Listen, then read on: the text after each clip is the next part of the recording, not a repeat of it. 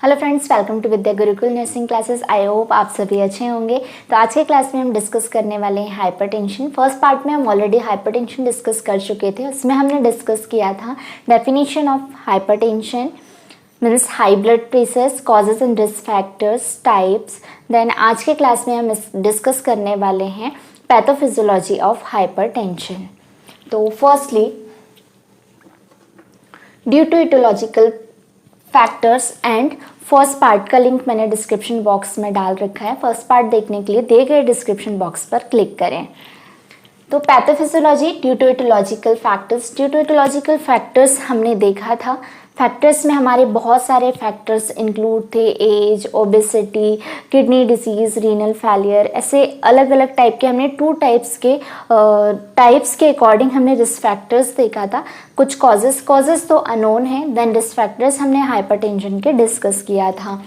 तो due to etiological factors, तो वही फैक्टर्स के कारण क्या होगा, change in arterial lining wall, increase systematic vascular resistance. सबसे पहले क्या होगा, चेंज इन आर्टीरियल लाइनिंग, जो हमारी आर्टरीज की लाइनिंग है उनमें चेंजेस देखने के लिए मिलेंगे। कैसे हो जाएंगी, वो नैरो हो जाएंगी। तो चेंज इन आर्टीरियल लाइनिंग या फिर वॉल, जिसके कारण क्या होगा, इंक्रीज सिस्टमैटिक वॉस्कुलर रेजिस्टेंस। तो सिस्टमिक वॉस्कुलर रेजिस्टेंट इंक्रीज हो जाएगा, जिसके कारण इंक्रीज हार्ट रेट होगा। हार्ट रेट इंक्रीज होगा तो कार्डियक आउटपुट इंक्रीज होगा, और जब कार्डियक आउटपुट इंक्रीज होगा तो कार्डियक आउटपुट इंक्रीज होने के कारण ब्लड प्रेशर इंक्रीज देखने के लिए मिलेगा।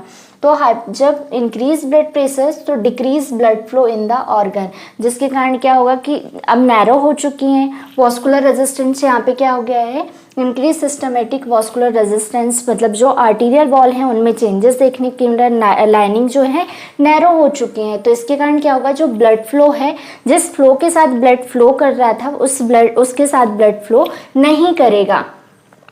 तो जिसके कारण जो भी ऑर्गन्स हैं, ऑर्गन्स में प्रॉपर ब्लड सप्लाई नहीं हो पाएगी। तो जब प्रॉपर ब्लड सप्लाई नहीं होगी तो किडनी को भी क्या होगा, प्रॉपर ब्लड नहीं मिल पाएगा। अगर एक नॉर्मल फ्लो के साथ ब्लड फ्लो कर रहा है तो वो सारे ऑर्गन में प्रॉपर ब्लड सप्लाई होगा, लेकिन जब ब्लड फ्लो पुअर है तो जो भी ऑर्गन्स है उनमें पुअर ब्लड सप्लाई होगा। तो किडनी को भी कैसा होगा, पुअर ब्लड सप्लाई होगा, जिसके कारण क्या है, जैसे ग्लोम्युलर सेल्स ये स्टिमुलेट होगी। कैसे होगी, ये स्टिमुलेट। जब किडनी की ग्लोमर सेल स्टिमुलेट होती है तो उससे क्या सिक्रीट होता है, रेनिन का सिक्रीशन होता है।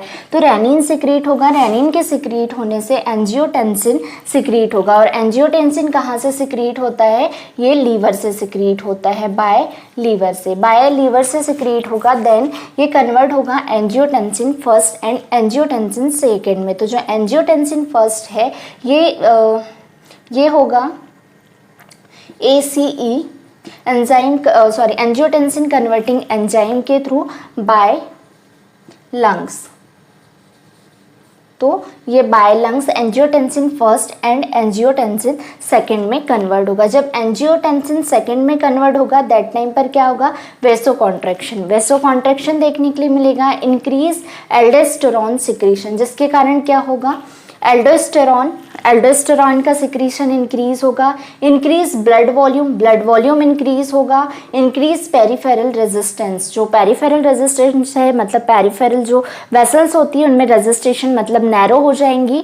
तो क्या होगा, इंक्रीज पेरिफेरल रेजिस्टेंस। जब पेरिफेरल रेजिस्टेंस इंक्रीज होगा तो इंक्रीज ब्लड प्रेशर इंक्रीज देखने के लिए मिलेगा। तो पैथोफिजियोलॉजी में हमने क्या डिस्कस किया, ड्यू टू इटियोलॉजिकल फैक्टर्स, बहुत टाइप के फैक्टर्स हैं जो ब्लड प्रेशर के लिए रिस्पॉन्सिबल होते हैं।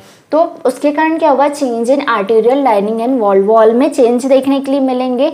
आर्टीरियल लाइनिंग या जो वॉल है उनमें, जिसके कारण वो कैसे हो जाएंगी, नैरो हो जाएंगी।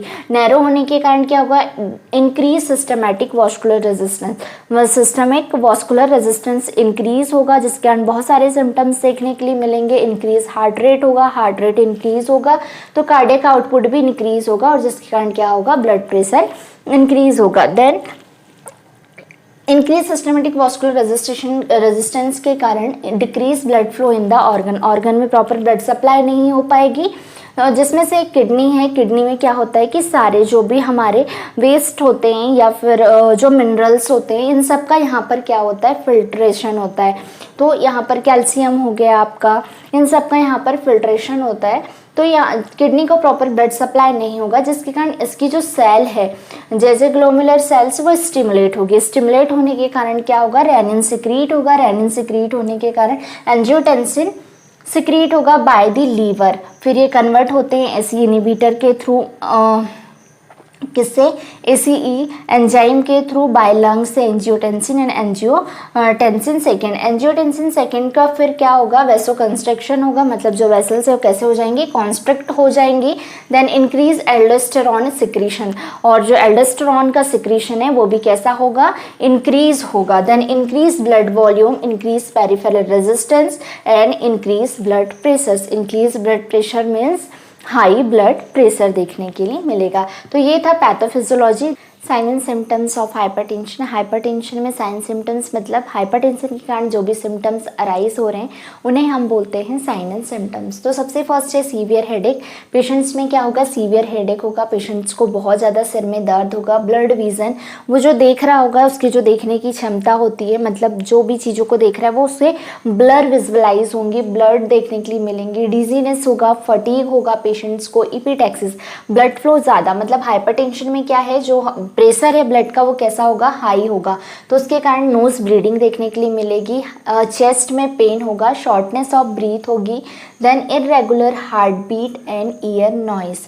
इरेगुलर हार्ट बीट होगी क्योंकि ब्लड का फ्लो बहुत ज़्यादा है, उसके कारण जो हार्ट बीट है वो कैसे होगी, इरेगुलर होगी, रेगुलर नहीं होगी। शॉर्टनेस ऑफ ब्रीथ देखने के लिए मिलेगा, पेशेंट्स को ब्रीथिंग डिफिकल्टी होगी।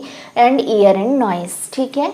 देन ये थे हमारे सिम्टम्स हाइपरटेंशन के, severe headache, blurred vision, dizziness, fatigue, epistaxis, chest pain, shortness of breath, irregular heart beat and ear noise. Then next है डायग्नोस्टिक इवॉल्वेशन या फिर डायग्नोस्टिक टेस्ट। ऐसे कौन कौन से टेस्ट हैं जिसके थ्रू हम फाइंड आउट करते हैं कि पेशेंट्स को हाइपरटेंशन है या हाइपरटेंशन से सफ़र कर रहा है। तो सबसे फर्स्ट है हिस्ट्री कलेक्शन। हिस्ट्री कलेक्शन में हम देखेंगे जब भी कोई पेशेंट्स हमारे पास कोई कंप्लेन लेकर आता है या हॉस्पिटल में कोई कंप्लेन लेकर आता है, तो सबसे पहले हम उसकी हिस्ट्री कलेक्ट करते हैं। हिस्ट्री कलेक्शन में हम उसकी medical history, surgical history, dietary pattern, family history, occupational history, ये सारी हिस्ट्री कलेक्ट करते हैं। अगर फैमिली हिस्ट्री लेते हैं, अगर किसी को पहले हाइपरटेंशन था तो हो सकता है वो हेरिडिटरी या फिर जेनेटिक हो सकता है। ऑक्यूपेशनल हिस्ट्री, ऐसी जगह पर काम कर रहा है पेशेंट, जिस जगह पर ऐसी जगह पे काम कर रहा है जिससे उसके जो बॉडी के ब्लड वेसल्स या फिर आर्टरीज हैं अफेक्ट हो रही है, तो वो भी एक रिस्क फैक्टर्स हो सकता है। तो इसी टाइप से हम पेशेंट्स की हिस्ट्री कलेक्शन के थ्रू फाइंड आउट करते हैं। देन है फिजिकल एग्जामिनेशन। फिजिकल एग्जामिनेशन में हम अस्कल्टेशन करेंगे और पेशेंट्स के हार्ट बीट को सुनेंगे कि हार्ट बीट रेगुलर है, इरेगुलर है, हार्ट साउंड कैसा है, किस टाइप का साउंड प्रोड्यूस हो रहा है, ये सारी चीज़ें। देन है सीबीसी, कंप्लीट ब्लड काउंट करेंगे, सोडियम पोटेशियम का लेवल चेक करेंगे, फास्टिंग ग्लूकोज लेंगे पेशेंट्स का, फास्टिंग ग्लूकोज नॉर्मल है, एबनॉर्मल है। Then lipoprotein, creatinine and burn urea nitrogen, ये भी हम सारे टेस्ट करेंगे। यूरिन एनालिसिस हम पेशेंट्स का लेंगे 24 आवर्स में, तो यूरिन एनालिसिस करेंगे जिसके थ्रू हम चेक करेंगे। देन है ईसीजी। यूरिन एनालिसिस में बहुत सारी चीज़ें चेक की जाती हैं, जैसे क्रिएटिनिन लेवल चेक करेंगे हम, रेनिन, देन पोटेशियम, ये सारी चीज़ों का हम चेक करेंगे। ईसीजी इलेक्ट्रोकार्डियोग्राम या ग्राफ होता है, इलेक्ट्रोकार्डियोग्राफ, इसके थ्रू हमारी जो भी वेव्स होती हैं, हार्ट वेव्स, हम उनको इसमें देखते हैं। या फिर अगर वो एबनॉर्मल है या फिर जो भी एबनॉर्मिटी हमें देखने के लिए मिल रही है तो इसके थ्रू भी हम फाइंड आउट कर सकते हैं। अल्ट्रासाउंड ऑफ द हार्ट और डॉपलर अल्ट्रासाउंड सेम ही चीज़ है। इसमें हम जो भी पेशेंट्स है उसके हार्ट को इमेजिन करते हैं, एक विजुअलाइजेशन या फिर इमेजिन टेस्ट होता है, और हम इसके थ्रू जो भी हार्ट में एबनॉर्मिटी, ऑब्स्ट्रक्शन या उसकी सिचुएशन जो भी है, इन सब चीज़ों को हम फाइंड आउट करते हैं। Then examination of retina. Retina का एग्जामिनेशन करेंगे क्योंकि हमने सिम्टम्स में देखा था पेशेंट्स को ब्लड विजन हो रहा था, तो ब्लड विजन क्यों हो रहा है, इसलिए हम एग्जामिनेशन ऑफ द रेटिना करेंगे। तो ये थे हमारे sign and symptoms and diagnostic test. Then next है मैनेजमेंट। मैनेजमेंट मतलब कि ट्रीटमेंट, कौन कौन से ट्रीटमेंट दे सकते हैं हम पेशेंट्स को हाइपरटेंशन में, या कौन सी ट्रीटमेंट प्रोवाइड किए जाते हैं जिसके थ्रू पेशेंट्स को हम हाइपरटेंशन से ठीक कर सकते हैं, या फिर हाइपरटेंशन की जो कंडीशन है उससे हम उसको प्रिवेंट कर सकते हैं। Management means treatment. ट्रीटमेंट में जो हाइपरटेंशन है, हाइपरटेंशन के लिए मैनेजमेंट मेडिकल मैनेजमेंट है जिससे हम मेडिसिन के थ्रू ट्रीट करते हैं। तो सबसे फर्स्ट है administered diuretic drugs. Diuretic drugs सबसे फर्स्ट एग्जांपल इसका क्या है, लैसिक्स।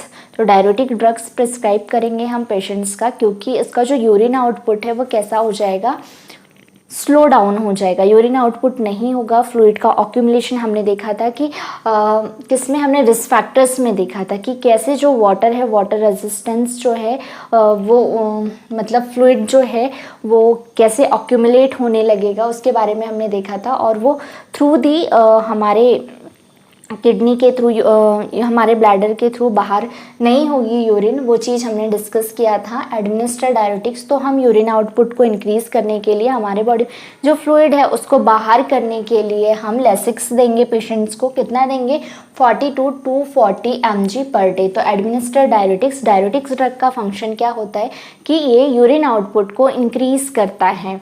देन है beta blockers drug. Beta blocker drugs का एक्शन क्या है, reduce workload on the heart. तो ये हमारे हार्ट पे जो भी वर्कलोड पड़ रहा है ब्लड फ्लो ज़्यादा होने के कारण, तो उसको वर्कलोड को ये कैसा करेगा, रिड्यूस करेगा। ओपन ब्लड वेसल्स, जो ब्लड वेसल्स कैसे हो चुकी हैं, कॉन्स्ट्रिक्ट हो चुकी है, जिसके कारण जो वॉल हैं, मतलब जो वेसल्स हैं उन पे प्रेशर ज़्यादा पड़ रहा था, तो वो कैसा होगा, ओपन ब्लड वेसल्स को ओपन करेंगी। Heart to beat slower, heart ज़्यादा बीट कर रहा है तो उसको स्लो करेंगे। देन लेस फोर्स, जो फोर्स ज़्यादा लग रहा था तो लेस फोर्स। तो बीटा ब्लॉकर का क्या फंक्शन है, जो बीटा ब्लॉकर ड्रग्स होती हैं ये हाइपरटेंशन के पेशेंट्स को जब हम देते हैं तो ये हमारे बॉडी में जाकर क्या एक्ट करती है, reduce workload on heart, open blood vessels, heart to beat slower and less force. तो कौन कौन सी ड्रग आती हैं इसके अंदर, प्रोपेनोलॉल जिसे हम देंगे 40 to 480 mg per day, atenolol 25 to 100 mg per day. Then है अल्फा ब्लॉकर्स। तो अल्फा ब्लॉकर्स का क्या फंक्शन है, ये हमारे बॉडी में जाके क्या एक्ट करती है या इसका क्या एक्शन है, reduce impulses to blood vessels, reduce effect of natural and chemical that narrow blood vessels. तो ये रिड्यूस इम्पल्सेस, जो इम्पल्सेस जनरेट हो रही हैं वो कैसी हैं, फास्ट हैं, तो उसको क्या करेगा, ये रिड्यूस करेगा। Then reduce effect of natural chemical, मतलब जो भी नेचुरल या केमिकल इफेक्ट्स देख रहे हैं उसको रिड्यूस करेगा। दैट नैरो ब्लड वेसल्स को ये उसको ओपन करेगा, ठीक है। और ये इसका एग्जाम्पल क्या है, प्रोजेकोसिन। इसको कितना देंगे, 2 to 30 mg per day, 2 to 30 mg per day. Example क्या है, प्रोकोजिन 2 to 30 mg पर डे हम देंगे। और ये कौन सी कैटेगरी का ड्रग है, अल्फा ब्लॉकर कैटेगरी का ड्रग है। देन नेक्स्ट है alpha and beta blockers. Alpha and beta blockers, इसका एग्जाम्पल है लेबिटालॉल। इसका सेम एक्शन, अल्फा और बीटा ये दोनों का कॉम्बिनेशन है, तो ये इनका जो फंक्शन है, तो अल्फा बीटा ब्लॉकर जो है इनका सेम फंक्शन प्रोड्यूस करेंगी या सेम एक्शन करेंगी बॉडी में जाके, रिड्यूस वर्कलोड को डिक्रीज करेंगी। Then heart rate, open blood vessels जो हैं उनको ओपन करेगी, हार्ट बीट को स्लो करेगी, लेस फोर्स, जो भी ब्लड का फोर्स ज़्यादा लग रहा है उसको कम करेगी, reduce impulses to blood vessels, reduce effect और natural chemical that narrow blood vessels. तो ये सारे फंक्शन होंगे अल्फा एंड बीटा ब्लॉकर्स के। तो इसका एग्जाम्पल क्या है, लेबिटालॉल हम कितना देंगे, 2 to 30 mg per day. Then है वेसोडाइलेटर्स में हम ड्रग देंगे। ये वेसोडाइलेटर्स मतलब जो वेसल्स हैं उनको, जो डायलेट हो चुकी हैं वेसल्स, उनको ये कैसे करेंगे, उनके साइज को ओपन करेंगे, ठीक है। तो वही है वेसोडाइलेशन। तो इसमें क्या है, हाइड्राजेलिन एंड नाइट्रोग्लिसरीन, ये 2 टाइप्स की ड्रग हैं जिन्हें हम पेशेंट्स को प्रिस्क्राइब करेंगे। देन है ACE inhibitor, angio converting enzyme inhibitors. जो एंजाइम रेनिन के कारण क्या हो रहा था कि जो एंजियोटेंसिन एंजियोटेंसिन एंजाइम है वो रिलीज हो रहे थे, तो वो उनको इनहिबिट करेगी। कौन? ACE inhibitor drugs. इसका एग्जांपल क्या है? कैपेटोप्रिल 25 to 150 mg। सेकेंड है angiotensin receptors, angiotensin receptor blockers, मतलब जो रिलीज हो रहा था उसको ये कैसे कर देगी? ब्लॉक कर देगी। और यहाँ पे एसीई इनहिबिटर मतलब इनहिबिट करेगी। और ये जो ड्रग हम देंगे एंजियोटेंसिन रिसेप्टर ब्लॉकर्स, मतलब जो एंजियोटेंसिन्स रिलीज हो रहे थे, कन्वर्ट हो रहे थे, उसको ये क्या करेगा? ब्लॉक कर देगा। तो ये क्या है? लेसेट्रिन। एग्जाम्पल है इसका लेसेट्रिन। देन है रेनिन इनहिबिटर ड्रग्स। रेनिन किसके कारण हो रहा था? जो किडनी की सेल्स हैं वो स्टिमुलेट हो रही थी और स्टिमुलेट होकर वो रेनिन को सिक्रीट कर रही थी। तो रेनिन इनहिबिटर ड्रग्स का फंक्शन क्या होगा? रेनिन को इनहिबिट करने का। एग्जाम्पल टेकोट्रोना। देन है calcium channel blockers drug. Calcium channel blockers drug मतलब जो कैल्शियम है उसको ये क्या करेंगे? ब्लॉक करेंगे। Calcium channel blockers drug. Nifedipine, इसका एग्जाम्पल है 30 to 120 mg पर डे। तो ये सारी जो कैटेगरीज की ड्रग हैं ये हाइपरटेंसिव ड्रग हैं। जब भी पेशेंट्स हाइपरटेंशन की कंडीशन में होता है तो हम ये सारी ड्रग्स प्रोवाइड करते हैं।